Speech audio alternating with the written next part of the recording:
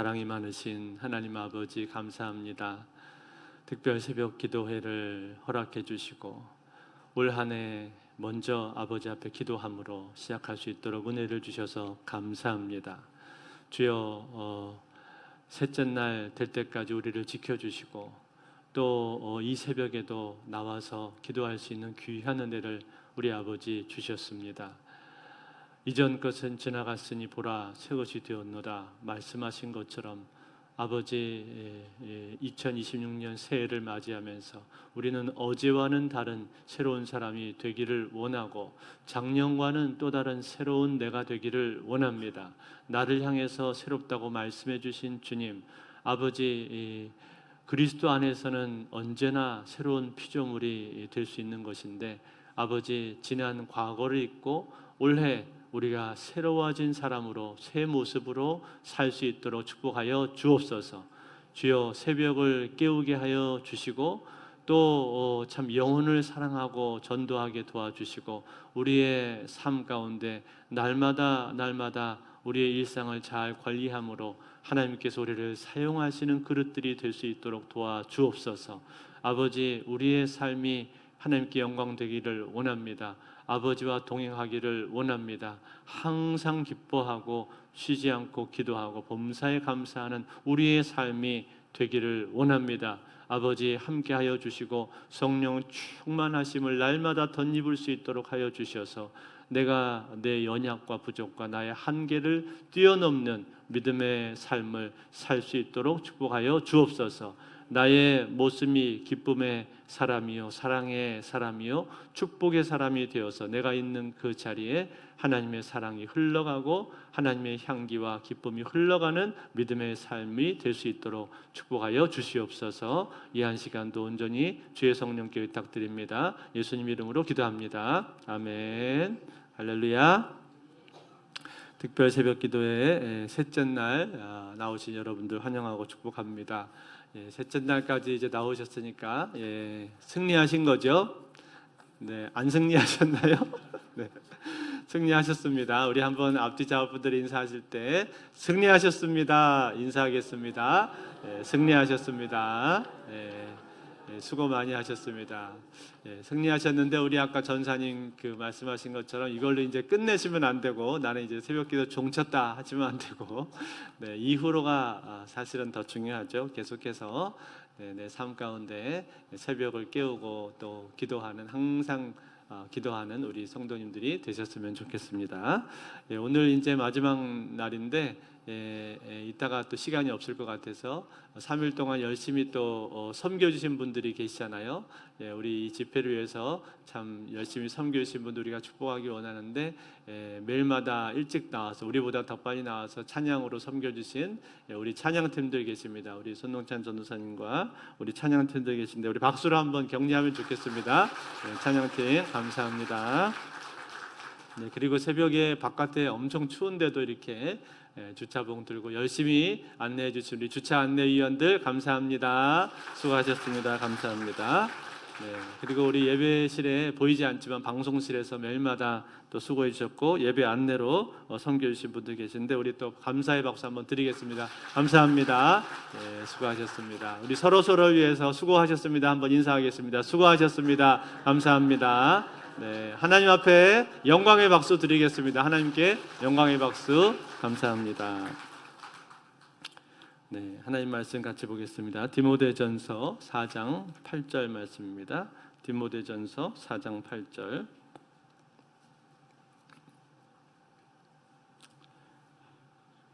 신약성경 339쪽에 있습니다. 디모데전서 4장 8절 한 절 말씀 우리 합독해서 같이 읽겠습니다. 시작. 육체의 연단은 약간의 유익이 있으나 경고는 범사에 유익하니 금생과 내생의 약속이 있느니라. 아멘.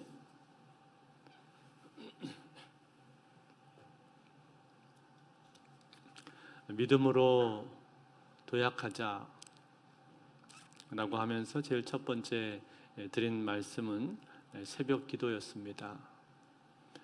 가장 큰 도약이라고 하는 것은, 가장 큰 도약은 우리가 기도할 때 시작되는 것이기 때문에, 새벽에 가장 큰 도약이 일어나는 것이기 때문에 이 새벽 기도가 중요합니다. 그래서 새벽을 깨우자고 말씀을 드렸고, 두 번째로는 전도를 말씀을 드렸는데, 전도는 우리가 신앙생활을 하면서 이 전도를 빼놓고 신앙생활을 하면 나중에 반드시 후회를 하게 될 것이 너무나 분명하기 때문에 너무 늦기 전에 전도를 하자고 말씀을 드렸습니다.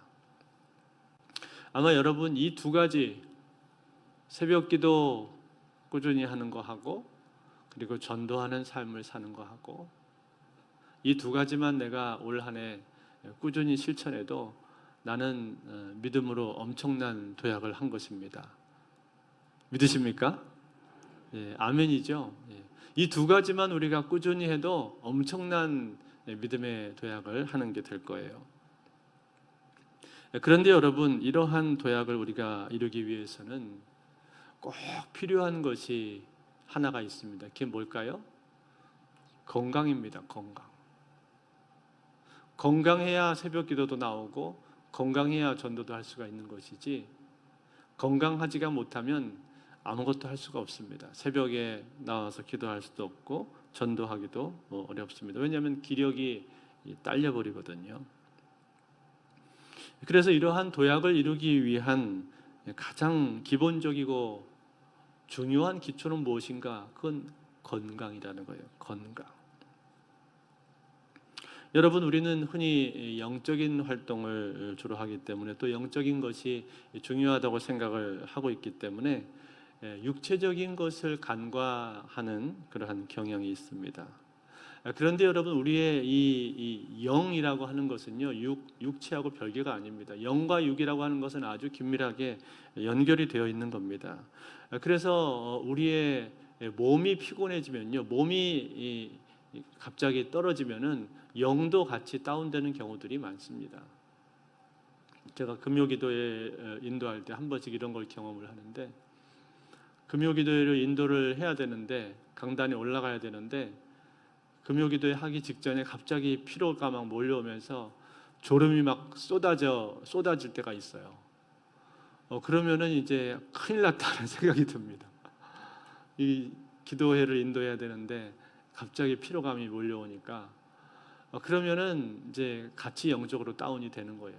그래서 막 어떻게든 막 잠을 깨려고 막 일어나서 왔다 갔다 하면서 막 머리를 막 이렇게 고개를 막 흔들고 왔다 갔다 하다 보면은, 그러면 이제 좀 잠이 깨면서 몸이 다시 살아나요. 그러면 자연스럽게 영적으로도 살아나는 것을 제가 느낍니다.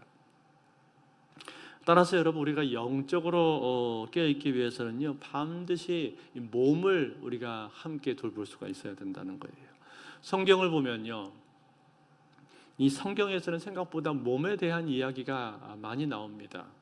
성경이 영적인 책이니까 몸에는 별로 관심이 없겠지라고 우리가 흔히 생각하기 쉬운데, 그런데 실제로는 그렇지 않습니다. 성경을 보면은 몸에 대해서 생각보다 많이 나옵니다. 그래서 구약 성경을 보면요, 구약 성경에 몸이라는 단어가 많이 나오는데, 어디에 주로 많이 나오는가 하니, 제사 규례를 보면은 몸이라는 단어가 많이 나와요. 레위기 22장 6절에 보시면,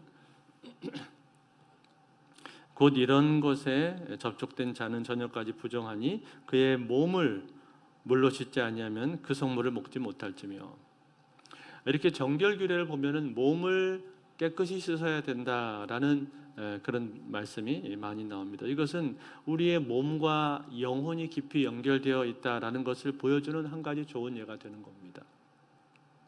그뿐만 아니라 민수기 6장 7절에도 보시면은, 그의 부모 형제 자매가 죽은 때라도 그로 말미암아 몸을 더럽히지 말 것이니 이는 자기의 몸을 구별하여 하나님께 드리는 표가 그의 머리에 있습니다. 자, 여러분, 이것은 나실인에 대한 얘기예요. 나실인에 대한 규례인데, 나실인들은 하나님 앞에 자신을 구별해서 드린 사람들이잖아요. 그런데 구별해서 드릴 때 몸을 관리하는 것이 아주 중요했다라는 겁니다. 그래서 머리를 깎아서도 안 되는 것이고, 또 죽은 사람 시체를 만져서도 안 되는 것이고, 포도주와 독주로 자신의 몸을 더럽혀서도 안 되는 것입니다. 이처럼 몸을 잘 관리하는 것을 아주 중요하게 생각을 했다라는 거예요. 그뿐만이 아닙니다. 신약에 와서 예수님의 사역하는 모습을 보면은 예수님께서 병자들 많이 고쳐주셨잖아요. 그건 뭘 뜻하는 거예요? 예수님이 우리의 몸에 관심이 많이 있으셨다라는 거죠. 만약에 예수님께서 우리 몸에 관심이 없고 영혼에만 관심이 있으셨다면 과연 병자들을 고쳐주셨겠습니까? 고쳐주지 않았겠죠. 그냥 너는 몸이 낫는 것보다 천국 가는 것이 더 중요하니까 복음만 들어라 그러면서 복음만 전해주지 않았겠어요. 그런데 예수님은 그렇게 하지 않으셨단 말이에요. 그렇게 하지 않고 아픈 환자가 있으면 아픈 환자를 다 일일이 만나주시고 만져주시고 친히 고쳐주셨단 말이죠. 뭘 뜻하는 거예요? 예수님께서 우리 몸에 관심을 많이 갖고 계셨다는 거예요. 몸을 중요하게 생각하셨다는 거예요. 그뿐만 아니라 사도 바울도 그처럼 영적인 사람이었음에도 불구하고 그도 역시 몸에 관심을 많이 가지고 있었습니다. 그래서 그의 영적인 아들 이 디모데에게 편지를 쓸 때 뭐라고 씁니까? 디모데전서 5장 20절에 보시면 이렇게 말해요. 같이 한번 읽어볼까요? 같이 읽습니다. 시작. 이제부터는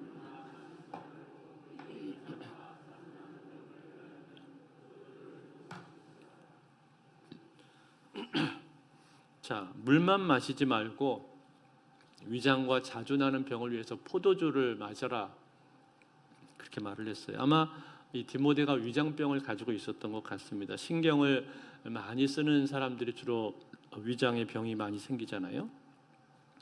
디모데는 상당히 소심하고 또 섬세한 성격이었기 때문에 위장병을 가지고 있었던 것 같아요.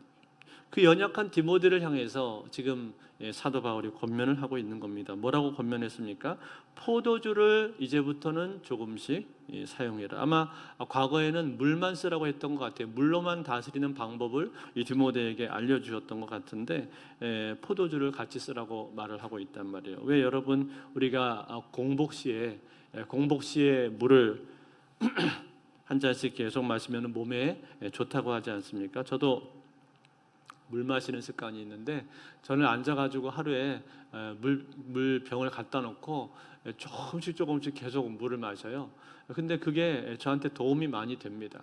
왜냐하면 물이 계속 들어감으로 말미암아서 몸 안에 이제 노폐물이 사라지는 것 같고 또 물을 계속 마셔주면 혈관이 깨끗해진다고 하지 않습니까? 그래서 물을 저는 마시는 걸 참 좋아하는데 그런데 이 디모데의 경우에 사도 바울이 볼 때 디모데야 이제 너는 물로만 다스릴 때가 지난 것 같다.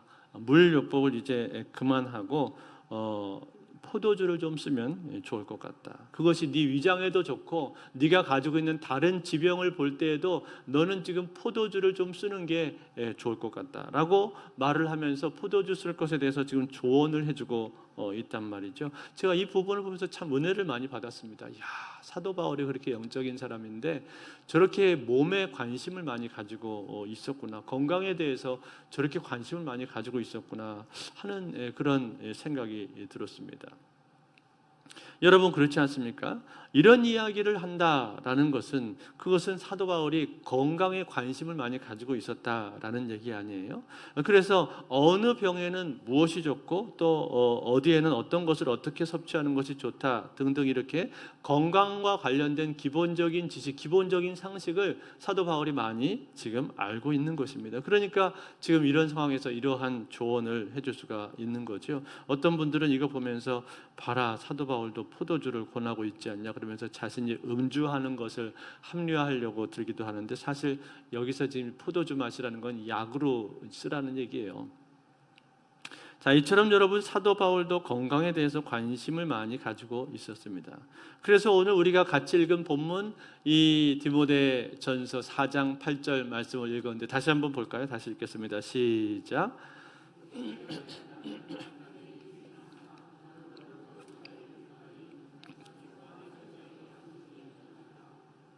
자, 여러분 물론 이 구절의 강조점은 뒤쪽에 있는 거예요. 뒤쪽에 경건의 강조점이 있습니다만 그러나 그렇다고 해서 우리가 이 앞부분에 나와 있는 내용을 무시할 필요는 없습니다. 사도 바울이 뭐라고 했습니까?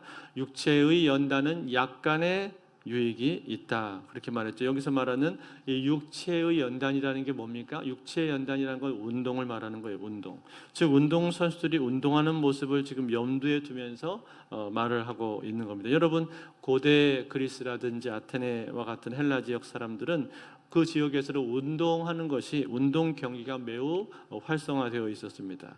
그 운동 경기에 출전하는 선수들은 평소에 어떻게 할까요? 꾸준히 자기의 몸을 만들고 자기의 몸을 관리를 합니다. 그래서 자기의 근육량을 높이기 위해서 근력 운동도 하고 또 순발력과 또 폐활량과 민첩성 등을 높이기 위해서 유산소 운동도 하고 적당한 운동들을 계속 한단 말이에요. 그렇게 계속 운동하는 가운데 자신의 육체를 연단시키는 것입니다. 육체를 연단시키는 거예요. 그것이 유익이 있다고 지금 말을 하고 있는 거예요. 물론 경건만큼은 경건만큼은 못하지만 그러나 이것 역시 큰 유익이 있다고 사도 바울이 말을 하고 있다라는 겁니다. 즉 사도 바울은 이 운동에 대해서 운동의 유익에 대해서 아주 잘 알고 있다라는 것입니다. 그래서 사도 바울이 이 성경에서 쓰는 단어들을 보게 되면요, 운동과 관련된 단어들을 굉장히 많이 쓰는 걸 볼 수가 있어요. 바로 그 앞에 나와 있는 7절도 보십시오. 망령되고 허탄한 신화를 버리고 경건에 이르도록 내 자신을 연단하라. 여기 나오는 이 연단하라는 단어도 헬라어로 보면 김나지예요. 김나지아가 뭐예요? 체육관이잖아요. 체육관. 즉 체육관에서 운동하는 사람을 염두에 두면서 지금 이런 말을 지금 사도 바울이 하고 있단 말이죠. 이처럼 사도 바울은 운동에 대해서 대단히 많은 관심을 가지고 있었습니다. 물론 사도 바울이 어떤 운동을 주로 했었는가 하는 것에 대해서는 성경이 말을 해주고 있지 않습니다만 틀림없이 사도 바울도 운동을 했을 거라고 생각이 듭니다. 그렇죠? 그렇지 않고서야 이렇게 말을 했을 리가 없지 않습니까? 사랑하는 성도 여러분, 오늘 저와 여러분들은 어떻습니까? 저와 여러분들은 몸 관리를 잘 하고 있으십니까? 아마 몸 관리하지 않는 분들은 없을 거예요. 대부분 다 몸 관리를 하실 텐데, 그런데 여러분 제가 가장 염려하는 분은 어떤 분들인지 아세요? 너무 영적인 일에만 매달리고 너무 영적인 일에만 관심을 갖다 보니까 자기 몸에 대해서는 도무지 관리를 하지 않고 몸을 그냥 방치를 해두시는 그런 분들이 있습니다. 그런 분들이 가장 염려스러운 거예요. 물론 여러분 영적인 일이 중요하긴 합니다만 그러나 우리가 영적인 일을 오랫동안 꾸준히 지속하기 위해서는 어떻게 해야 될까요? 반드시 우리의 건강을 챙겨야 된다는 거예요. 몸 관리가 아주 중요하다라는 겁니다. 그것을 그냥 건너뛰어버리고 등한시한 채 그냥 내가 영적인 일에 열심이고 주의 일에 충성하고 있으니까 내 건강은 하나님께서 다 알아서 챙겨주시겠지 라고 생각을 할 수가 있는데 과연 그럴까요? 아니요. 그렇지 않습니다. 하나님께서 우리 만드실 때요 그렇게 만들어 놓지를 않으셨어요. 하나님은 우리를 지으실 때 처음부터 내가 패스트푸드나 정크푸드 같은 거 많이 먹으면은 몸이 나빠지도록 그렇게 만들어 놓으셨고 반대로 내가 생수를 꾸준히 섭취하고 현미밥과 야채 또 과일 위주의 식단을 짜고 트랜스 지방이나 액상과당이나 정제염 등등 이렇게 몸에 좋지 않은 것들의 섭취를 줄여가면 건강해지도록 그렇게 처음부터 디자인하셨단 말이에요. 그러니까 맨날 라면 먹고 햄버거 먹고 그리고 탄산음료 마시고 그런 거 꾸준히 먹으면서 운동은 전혀 하지 않으면서 나는 건강해지겠지, 내 몸은 아무 이상이 없겠지, 괜찮겠지라고 생각을 하는 것은 이거는 어불성설이다 이 말이에요. 말도 안 되는 그런 이야기라는 거예요. 하나님 우리 몸을 그렇게 만들어 놓지를 않으셨다는 거예요. 심은 대로 거두어지도록 그렇게 우리를 만드셨다는 거예요. 그러니까 여러분 우리가 나한테 몸에 좋은 음식을 먹고 절제하고 운동을 계속하면은 건강해지게 되어 있는 것이고 반대로 나쁜 음식 먹고 과식하고 폭식하고 야식 먹고 운동하지 않으면은 몸이 점점 나빠지게 되어 있고 병이 생길 수밖에 없게 되어 있다는 거예요. 물론 여러분 우리가 암이 발병이 되는 이유는 꼭 음식에만 관련되어 있는 것은 아닙니다. 거기에는 여러 유전적인 요소들도 있고 또 생활 환경이라든지 또 작업 환경이라든지 이런 환경으로 말미암아서 생기는 부분들도 있어요. 뿐만 아니라 어떤 경우에는 너무 과로를 해서 자기 몸을 혹사시키는 것으로 인해서 병이 생기는 경우도 있습니다. 또 그럴 수밖에 없는 그런 환경에 처해 있는 분들도 계시단 말이에요. 그러니까 암 환자라고 해서 무조건 자기 몸을 함부로 굴렸거나 관리 안 했거나 그렇게 우리가 판단하실 필요는 없다는 거예요. 그렇지 않은 경우들도 많이 있다는 겁니다.